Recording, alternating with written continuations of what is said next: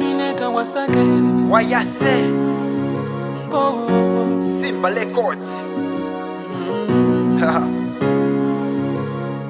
Hane umasuke iwere na chirungamo alipo wina kodi yako pasa mwano tilibe tawi yo machesa koma mikangano mwina ndikuteka kuti unaponda mwalano nanga wai chikondi chinata pano komwe kwa salako basi rizi panga ntano masiku wakumbuyo kwacha unali wabwino lelo wa masuka mwina kamba kama kono olo nditadwala sunga ndikwire pankono ukanadeka maso kanaona nkono zomwe wapangazo basi ndataso nkongono kaoneni sina mai ya iskomo. Unajua nakupenda sana hivi kwa nini unanipotezea kapena winayo ama kupata pressure.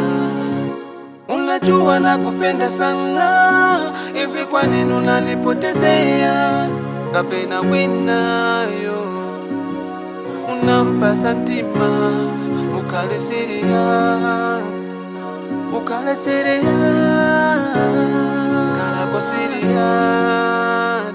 Karako serious mami.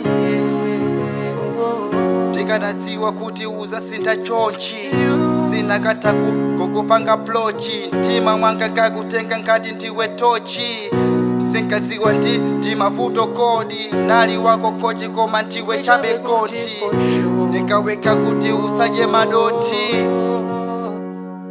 Najua kuna mwingine anakupa penzi ukanaziwa unalimozi wondichosa msozi nangawa for you.